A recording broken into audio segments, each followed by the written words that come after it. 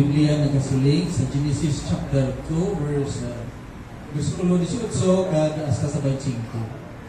Yan ang Ginoong Diyos nagsiling, hindi maayo nga ang tao mag-isa lamang.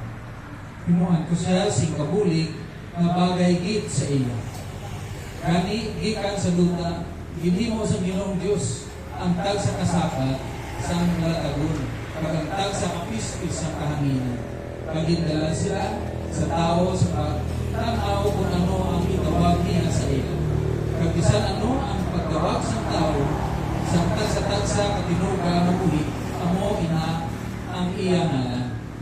Ang tao naghatag sing mga ngalang sa tanan ng kahayupan, kag kapispisan, kag kahanginan, kag sa tagsa kasapat sa malatagon. Apang sa Adam, wala sing makita makabulig bagay sa iya. Kani ang Ginoong Diyos naghulog sing isa kahamuok na katulugon sa tao.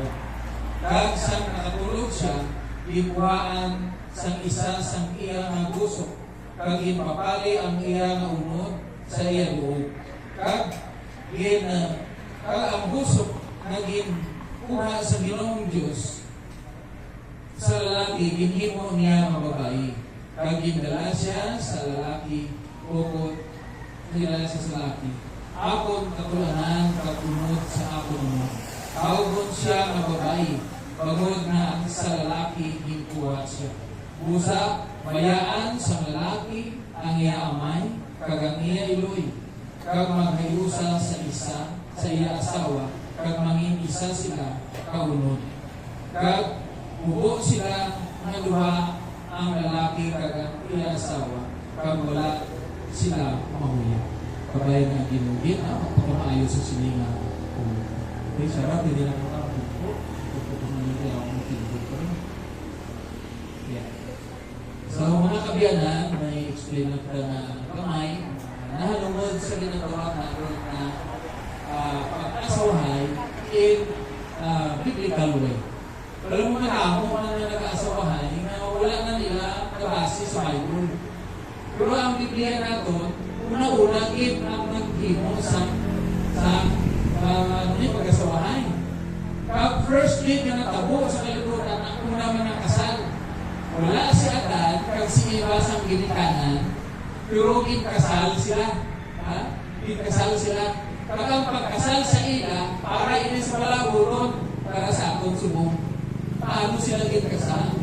Sila sa Biblia, si Adan gitagaan sa asawa nga bagay git. Tanda nyo, ang pag-asawahay ninyo, kung ang Ginoo naghatag, siling sa Bible, bagay git kay Adan. So, kung may bata ka mong subok ang asawa, hinatag na sa Diyos sa inyo, bagay git. Kaya mo na ang mga sa Bible, bagay git sa kay Adan, ang hinatag sa Diyos. So, sa pagkasal sa tunang time, hinatag sa Biblia, sa kay Adan kay kay Eva, na sila ang tinuga sa kalibutan, wala si nanay at tatay. Diretso na naging obra ng mga sultiro doon kag dalaga, pag-obra na sa Ginoo sa ila. Ano mahapal sa Ginoo sa ila pagkasal? Sila Adan, sila Ginoo, subong, pagkatawag, ang unod ko ini, at hinatag mo sa ako na tulaan sa ako mga tulaan. Unod sa ako mga unod. Pagkatawag doon siya mga babae, tungod kaya naghalin siya sa akong lawas. So, muna may babae kita, tungod kay naghalin ka mo sa tulaan, sa isa ka mapaskog na lalaki. Pag si ikaw ate ka siya, mahal ka sa tulaan ni Felix. So, kung na ba ito? So, is a symbolical. Basta mag-asawahay gamit ka mo, amo na naan, simbolo sa Ginoo na ikaw, isa sa papahit ka sa lawas ni Felix, ay tulaan ka niya. Ibutahan ka lang sa punod, priyas ka mo, para magkabulit ka mo na umintay kayo. So, ang Ginoo nag-institute sa marriage, ang bilin sa Diyos sa ila, Adan, nag-iba, tapos sinisang Anton yung marriage ceremony, sige mo, uyaan mo, si nanay mo, kag si tatay mo. Ang kumampok si nanay kag tatay niya. Yung balang sila na Yan ang sinama yung tatay mo. So ang Diyos, wala na walang tao. Sa kasal ni Aran Kagliba sa tunatan, sa ila lang. Kundi nalantaw sa Diyos, ang kasal sa Aran Kagliba, tup sa atong subong, na may isa lang ka-pattern. Hindi na nautot, ililiwaton ang pattern na ginhatag sa Diyos. Iyan lang sa Ginoo. So kung mag-asawa na ganit ka mo, pagkilis ka si Kaysara, ang Bible na kahambal, wag na kamo sa panimalay ninyo. Yaan mo, hindi ko siya yaan sa nagpabayaan. Wala inyo na lang pag-sinaryo, wala doon ako sa iyong panimalay. Mag-imo ka na sa iyong panimalay nga, inyo, pag mo nagawa mga buhi, kung alam na namin yung mga pilikan na, nagyapo ng inyong mga support. Pero sila, hindi na sila makadikta sa inyo na pagpapatuloy. Kaya may inyo na kung sa pagpalain naman inyong na sahit sa panimalay. Ang leader sa inyo panimalay, ang na si Papa mo. Susubong, kung nito kami leader ka na. Kasi yung leader mo, na si Felix. So mag-step up na kami sa pag-po naman na sahit sa pagpapatuloy. So kung na, ang Ginoo nagdilin sa una, nga kung magpangasawa ikaw, yaan mo na, o mahalin ka, dira sa panimalay, sa pag-inakok, sa pagbuliruhan, sa iyong nanay, kag sa iyong tatay. Maghimo na ka mo, sa inyo kaugalingon na pangabuhi.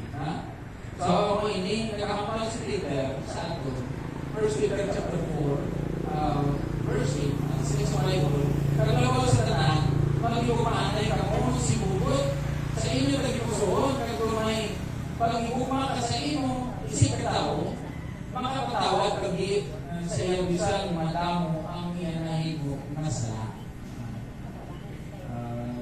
Ang lino, kung hinigukma mo, ikaw, kung hinigukma mo si Shara, karoon ang sala na, isip mo na, hindi mo na maisip. Magdamo na mo, ang nasa Bible.